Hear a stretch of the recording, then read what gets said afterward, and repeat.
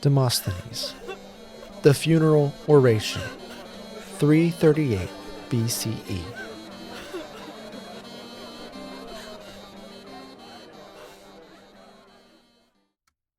After the state decreed that those who repose in this tomb, having acquitted themselves as brave men in the war, should have a state funeral, and appointed me to the duty of delivering over them the customary speech, I began straightway to study how they might receive their due tribute of praise.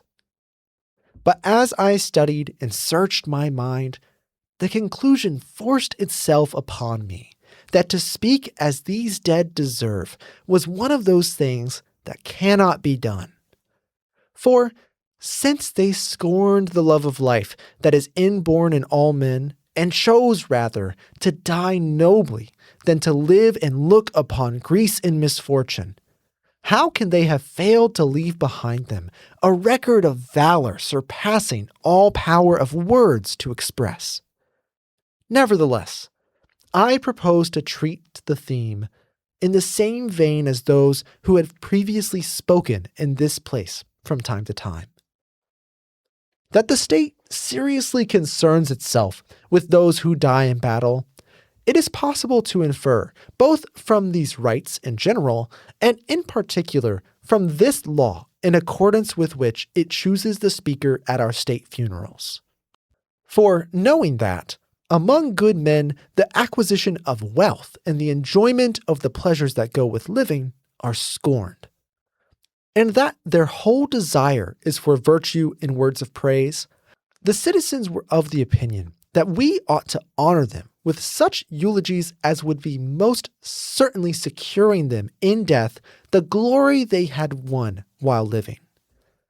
Now, if it were my view that of those qualities that constitute virtue, courage alone was their possession, I might praise this and be done with the speaking.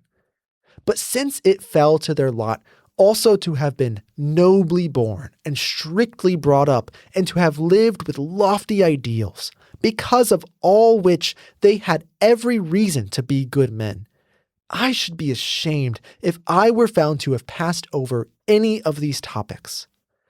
I shall begin from the origin of their race.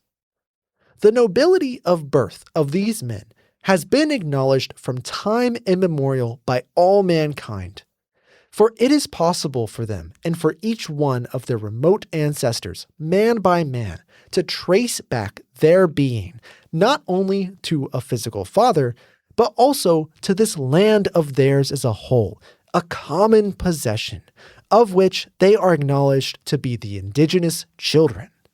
For alone of all mankind, they settled the very land from which they were born and handed it down to their descendants, so that justly one may assume that those who came as migrants into their cities and are denominated citizens of the same are comparable to adopted children. But these men are citizens of their native land by right of legitimate birth. In my view, also, the fact that the fruits of the earth by which men live were first manifest among us, even apart from their being a superlative boon to all men, constitutes an acknowledged proof that this land is the mother of our ancestors. For all things that bring forth young produce at the same time nutriment out of the organism itself for those that are born. This very thing has been done by this land. Such is the pride of birth that belongs to the ancestors of these men throughout the ages. As for courage and the other elements of virtue, I shrink from rehearsing the whole story, being on my guard for fear an untimely length shall attach to my speech.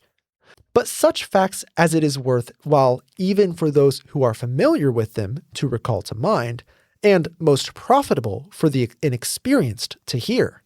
Events of great power to inspire and calling for no tedious length of speech. These I shall endeavor to rehearse in summary fashion. For the ancestors of this present generation, both their fathers and those who bore the names of these men in times past, by which they are recognized by those of our race, never at any time wronged any man, whether Greek or barbarian. But it was their pride, in addition to all their other good qualities, to be true gentlemen and supremely just, and in defending themselves, they accomplished a long list of noble deeds. They so prevailed over the invading host of the Amazons as to expel them beyond the Phasis, and the host of Eumolpus and of many other foemen they drove not only out of their own land, but also from the lands of all the other Greeks, invaders, whom all those dwelling on our front to the westward neither withstood nor possessed the power to halt. Moreover, they were styled the saviors of the sons of Heracles, who himself was the savior of the rest of mankind, when they arrived in this land as suppliants, fleeing before Eurystheus. In addition to all these and many other noble deeds, they refused to suffer the lawful rights of the departed to be treated with, despite when Creon forbade the burial of the 7 against Thebes. Now, omitting mention of many exploits that are classed as myths, I have recalled to mind the above-mentioned, each of which affords so many charming themes that our writers of poetry, whether recited or sung, and many historians, have made the deeds of those men the subjects of their respective arts.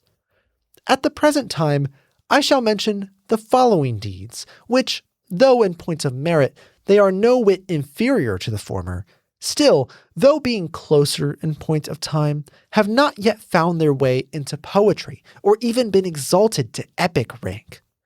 Those men, single-handed, twice repulsed by land and sea the expedition assembled out of the whole of Asia, and at their individual risks established themselves as the authors of the joint salvation of all the Greeks. And though what I shall say next has been said before by many another, still, even at this date, those dead must not be deprived of their just and excellent praise. For I say that with good reason, those men might be judged so far superior to those who campaigned against Troy, that the latter, the foremost princes out of the whole of Greece, with difficulty captured a single stronghold of Asia, after besieging it for 10 years. Whereas those men, single-handed, not only repulsed a host assembled from an entire continent, which had already subdued all other lands, but also inflicted punishment for the wrong done the rest of the Greeks. Furthermore, checking all acts of selfish aggrandizement among the Greeks themselves, assigning themselves to each station where justice was arrayed, they went on bearing the brunt of all dangers that chanced to arise until the lapse of time brings us to the generation now living. Let no one think I have enumerated this list of achievements because I am at a loss what to say about each of them. For if I were the most helpless of all men in discovering what it becomes me to say, the sheer virtue of those dead reveals sentiments that lie to hand and are easy to rehearse. It is my intention, however, after calling to mind their noble birth and the magnificent things done by their ancestors, with all speed to link my speech with the deeds of those dead, to the end that, just as they were akin in the flesh, so I may make the words of praise spoken over them to apply to both alike. I assume that this would be gratifying not only to their ancestors, but, best of all, to both them and these dead, if they should come to share one another's merit, not only by virtue of birth, but also by reason of our words of praise. In the meantime, it is necessary to interrupt my discourse for a moment before declaring the deeds of these men, to solicit the goodwill of those born outside this race who have accompanied us to the tomb. For if I had been appointed to do honor to this burial through expenditure of money, or by providing some different kind of spectacle consisting of equestrian or gymnastic contests, the greater my zeal and the more lavish my expenditure in preparing such spectacles, the better I should have been thought to have done my duty.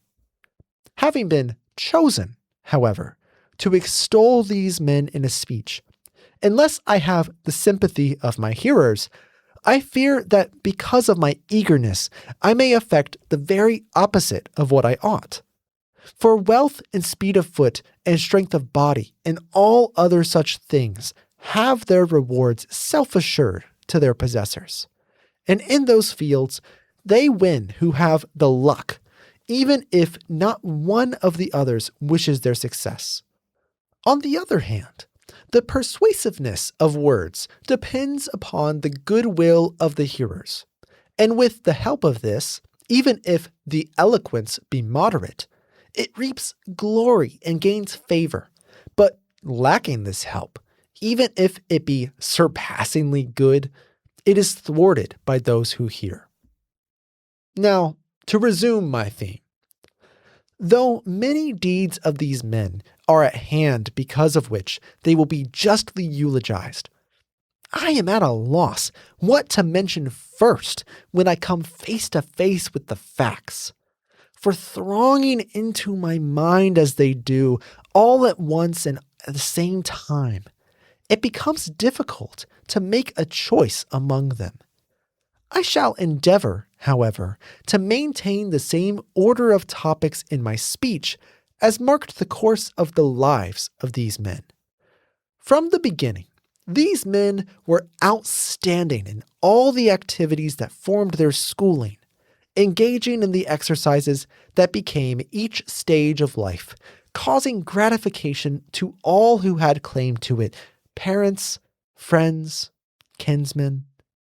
Therefore, just as if recognizing footprints, the memory of those who were near and dear to them now turns to these men every hour in fond recollection, finding many a reminder of occasions when they knew in their hearts that these were lads of surpassing worth. Arrived at manhood, they rendered their innate nobility known, not only to their fellow citizens, but to all men. For of all virtue, I say, and I repeat it, the beginning is understanding, and the fulfillment is courage. By the one it is judged what ought to be done, and by the other this is carried to success. In both of these qualities, these men were distinctly superior. For if ever a danger affecting all the Greeks was brewing, these were the first to foresee it. And time and again, they challenged the rest to save the situation. This action is a demonstration of sound judgment joined with public spirit. Although, again, there was much folly among the Greeks, not unmixed with slackness, a folly which failed to foresee some dangers and feigned not to see at a time when it was possible to avert these misfortunes without sacrificing safety. Nevertheless, when they did hearken and evinced willingness to do their duty, these men did not bear a grudge, but stepping forward and eagerly offering their all, bodies, money, and allies, they entered upon the ordeal of the contest, in which they were not sparing even of their lives. Of necessity, it happens, when a battle takes place, that the one side is beaten and the other victorious. But I should not hesitate to assert that, in my judgment, the men who die at the post of duty on either side do not share the defeat, but are both alike victors. For the mastery among the survivors is decided as the deity disposes, and that which each was in duty bound to contribute to this end, every man who has kept his post in battle has done. But if, as a mortal being, he meets his doom, what he has suffered is an incident caused by chance, but in spirit he remains unconquered by his opponents. It is my judgment, therefore, that we have to thank the valor of these men, along with the folly of their opponents, that our enemies did not set foot upon our land, because every man of them having had proof of their mettle, those who there engaged them on that occasion had no wish to confront in battle a second time the kinsmen of those men, suspecting that, although they would confront men of the same breed, they were not likely to find the fortune of battle so kind. Not the least reason for believing that this was their state of mind is afforded by the peace that was made. For it is impossible to cite a more plausible or more credible reason than that the master of our opponents, astounded at the valor of those who died, chose rather to be friendly towards their kinsmen than once more to assume the risk of all his fortunes. I believe also that if someone were to ask those in the opposite ranks whether they thought they had won by their own deeds of valor or by a startling and cruel turn of fortune and by the skill and daring of their own commander, not one of them would be so shameless or audacious as to claim credit for what happened. Furthermore, in contests of which the deity, the master of all, has disposed the outcome as it chose, it is necessary, of course, to acquit all others, being but human, of the charge of showing weakness. And where victory was won because the leader of our opponents prevailed over those appointed to the command of our army, no one could justly locate the cause in the rank and file of either the enemy or ourselves. But if, after all, there is any human being who might rightly lay a charge concerning the issue of that battle, he would with good reason advance it against those of the Thebans who were appointed to this command. Nor could anyone rightly lay blame upon the rank and file of either the Thebans or ourselves. Those men, receiving command of a military force that would neither brook defeat nor make excuse and had an emulous zest for glory, made the right use of none of these. As for the other questions touching this campaign, each individual is at liberty to draw conclusions according to his judgment. But what has become manifest to all living men alike is this, that in effect, the freedom of the whole Greek world could be preserved only with the lives of these men. At any rate, since fate removed them, not one of those remaining has made a stand against the foe. While I desire that my words may be free from offense, it seems to me that if one should declare that the valor of these men was the very life of Greece, he would speak the truth. For at one and the same time, their spirits were separated from their dear bodies, and the self-esteem of Greece was taken from her. We shall therefore seem guilty, perhaps of a bold exaggeration, but still it must be uttered.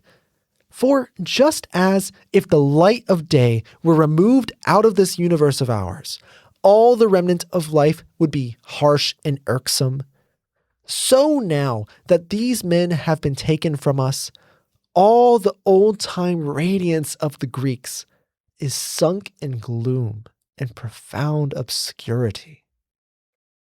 While it stands to reason that many influences helped to make them what they were, not least was their virtue ascribable to our form of government.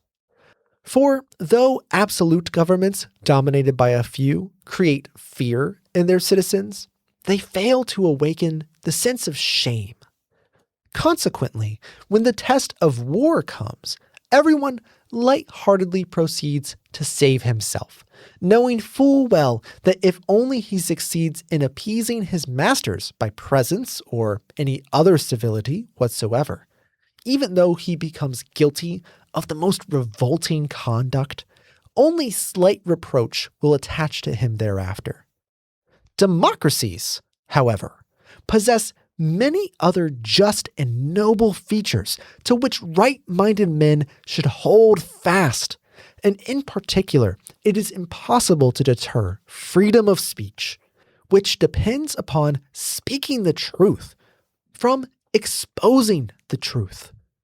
For neither is it possible for those who commit a shameful act to appease all the citizens, so that even the lone individual uttering the deserved reproach makes the guilty wince. For even those who would never speak an accusing word themselves are pleased at hearing the same, provided another utters it. Through fear of such condemnation, all these men, as was to be expected, for shame at the thought of subsequent reproaches, manfully faced the threat arising from our foes, and chose a noble death in preference to life and disgrace. The considerations that actuated these men, one and all, to choose to die nobly, have now been enumerated. Birth, education, habituation to high standards of conduct, and the underlying principles of our form of government in general. The incentives that challenged them severally to be valiant men, depending upon the tribes to which they belonged, I shall next relate. All the Erechtheidae were well aware that Erechtheus, from whom they have their name, for the salvation of this land gave his own daughters, whom they call the Hyacinthidæ, to certain death, and so expended their lives. Therefore, they regarded it as shameful, after a being born of immortal gods had sacrificed everything for the liberation of his native land, that they themselves should have been found to have placed a higher value upon a mortal body than upon immortal glory. Nor were the Aegaeidae ignorant that Theseus, the son of Aegeus, for the first time established equality in the state. They thought it, therefore, a dreadful thing to be false to the principles of that ancestor, and they preferred to be dead rather than, through love of life, to survive among the Greeks with this equality lost. The Pandionidae had inherited the tradition of Procne and Philomela, the daughters of Pandion, who took vengeance on Tereus for his crime against themselves.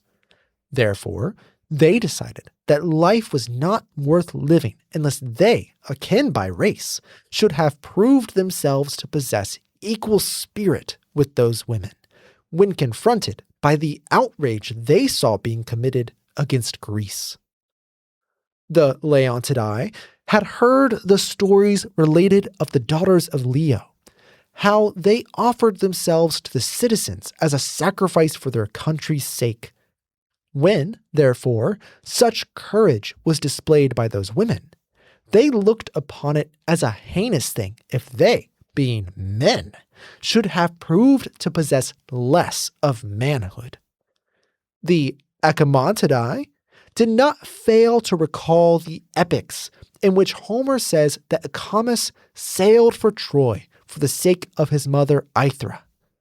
Now, since he braved every danger for the sake of saving his own mother, how were these men not bound to face every danger for the sake of saving their parents, one and all at home? It did not escape the Oeneidae that Semele was the daughter of Cadmus, and of her was born one whom it would be sacrilegious to name at this tomb, and by him Oeneus was begotten, who was called the founder of their race. Since the danger in question was common to both states, on behalf of both, they thought themselves bound to endure any anguish to the end. The Cecropidae were well aware that their founder was reputed to have been part dragon, part human, for no other reason than this, that in understanding he was like a man, and strength like a dragon. So they assumed that their duty was to perform feats worthy of both. The Hippothoontidae bore in mind the marriage of Alope, from which Hippothoon was born, and they knew also who their founder was.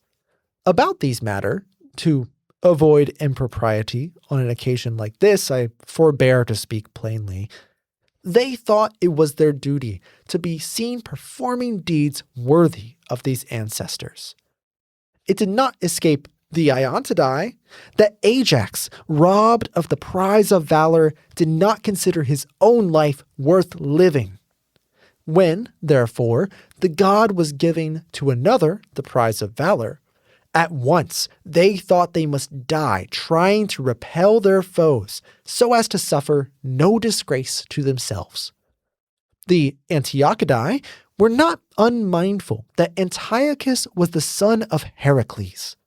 They concluded, therefore, that they must either live worthily of their heritage or die nobly. Now, though the living kinsmen of these dead deserve our sympathy, bereaved of such brave men and divorced from close and affectionate association, and though the life of our native land is desolate and filled with tears and mourning, nevertheless, these dead, by a just calculation, are happy. First of all, bartering little for much, a brief time for all eternity. They leave behind them an ageless fame in which the children of these men shall be reared in honor, and the parents of these men shall enjoy distinction and tender care in their old age, cherishing the fame of these men as an assuagement of their sorrow.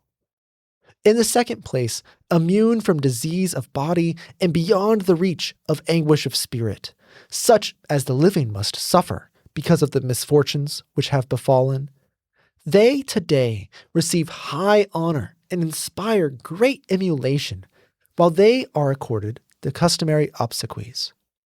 How, then, since the whole country unites in according them a public burial, and they alone receive the words of universal praise, while their kinsmen and fellow citizens are not alone in mourning them, but every land that has the right to be called Hellas and the greater part of the whole world mourns with them? How can we do otherwise than consider them blessed of fortune?